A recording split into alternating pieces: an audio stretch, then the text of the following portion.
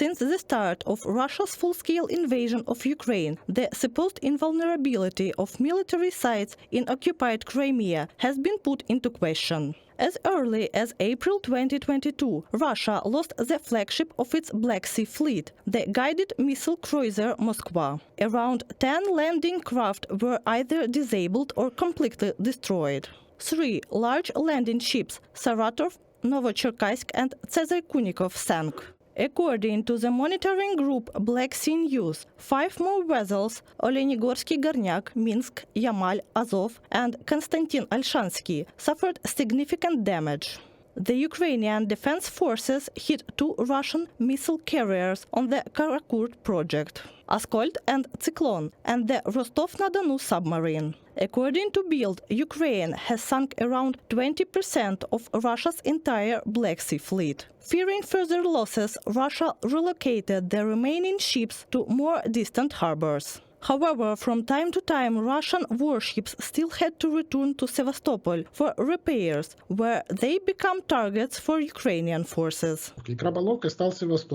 Sevastopol has become a trap. Yes, you can temporarily station your fleet in Novorossiysk, Tuapse or Sochi, but if there's a failure in the power system or another critical issue, the ship must return to Sevastopol for repairs. And that's where missiles and drones are waiting. This turned out to be a key mistake for the Russians. Ukrainian forces have also targeted other military infrastructure in Russian-occupied Crimea, including command centers, weapons depots, air defense systems and oil refineries. On October 7, 2024, a Ukrainian drone strike set fire to an oil depot in Feodosia. The fire lasted for a week, completely destroying 8 fuel storage tanks. This depot was a key supply point for Russian occupiers in Crimea and the only oil terminal on the peninsula capable of receiving fuel shipments from tankers. The attack significantly disrupted logistics in occupied Crimea. В армии существует такое выражение. In the military, there's a saying that fuel is a lifeblood for the engine. We understand that without aviation kerosene, without diesel fuel, nothing moves, nothing flies, and ultimately nothing shoots on the battlefield. This strategy, which Ukraine has pursued since 2022, has not only been carefully planned, but is now delivering results. First, it is the success of Ukraine's defense forces. Second, it is putting strain on Russian military resources. Due to fuel supply disruptions by late 2024, Russia has resorted to using the Kerch Bridge, which connects Russian territory to occupied Crimea, to transport fuel tankers. Крымский мост не может полноценно использоваться. The Crimean bridge was never designed to fully support military logistics. Technically, it lacks the capacity to handle full-scale freight transport. But today the Russians have no choice. They have to take the risk. They are turning a blind eye to potential safety violations, hoping that luck will be on their side. At the beginning of 2025, following a series of successful Ukrainian drone strikes on Russian oil refineries, Russia was forced to restructure its fuel supply routes through occupied Crimea, according to the partisan movement Atesh. The Russian military has since avoided stockpiling large amounts of fuel due to the threat of Ukrainian drone attacks. As a result of the logistical challenges, the Russian army is now experiencing fuel shortages, and fuel prices in Crimea are rising. Judging by the trains arriving from Russia, their routes have changed due to the increasing number of successful Ukrainian strikes on oil refineries in both frontline and rear regions. More and more shipments are coming to Crimea from distant regions, making transportation significantly more complicated and expensive, from the report of the partisan movement Atesh on Telegram. A strong information resistance network is operating in Russian-occupied Crimea. Ukrainian partisans and underground activists are assisting Ukraine's defense forces. Local residents provide information on individuals who support Russia's war against Ukraine and report on war crimes committed by Russian occupiers against the local population. All this information is extremely important because in this way we prepare reports to special mechanisms, universal mechanisms of the UN, the OSCE and the Council of Europe. We ensure that this information reaches UN special rapporteurs, human rights experts and the Commissioner for Human Rights at the Council of Europe. This is all part of the resistance. It is non-violent resistance. The Russian occupation of Crimea is a clear violation of international law, Ukrainian President Volodymyr Zelenskyy has stated. Суверенітет порушила Росія.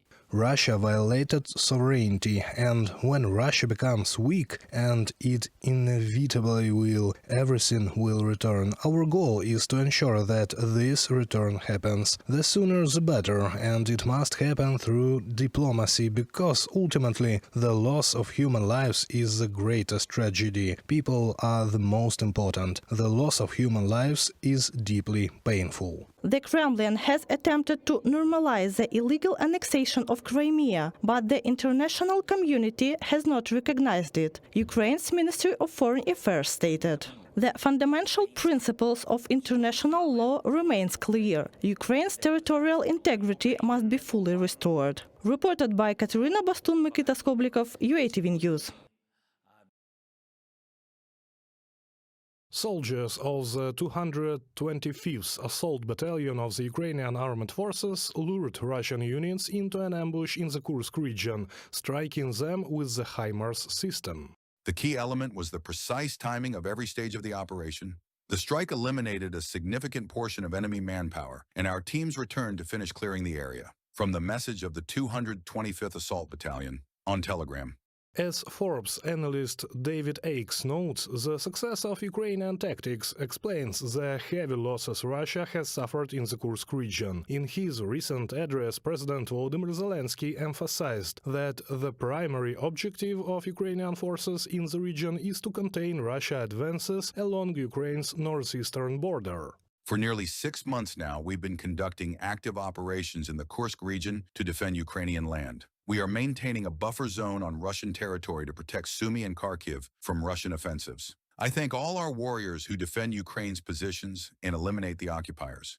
According to Andriy Kovalenko, head of the Center for Countering Disinformation, Russian and North Korean forces retain a numerical advantage in the Kursk region. However, heavy losses in equipment and personnel have stalled their progress. Initial Russian plans have been disrupted by the terrain and significant casualties. Sky News, citing Ukrainian military sources, reports that North Korean troops have temporarily withdrawn from the front line in Russia following severe losses. On January 9, 2025, at the Ramstein air base in Germany, President Zelenskyy disclosed that North Koreans' losses have reached 4,000 soldiers. Kim Jong-un is trying to demonstrate to South Korea and other nations the combat readiness and effectiveness of his army. However, reports, including those reaching North Korea, indicate that their troops are underperforming and suffering heavy losses. This undermines Kim Jong-un's position. In an interview with Sky News, Ukrainian soldiers noted that North Korean troops are better equipped than many Russian soldiers, including rifles and uniforms. However, they rely solely on foot movement and use golf buggies to transport ammunition. They were all clean-shaven and impeccably groomed, like models. Not a single one had a beard, messy hair, or baldness. It was also hard to determine their ages. They looked between 25 and 35, possibly up to 40 years old. Commander with the call sign Pulse in the interview with Sky News.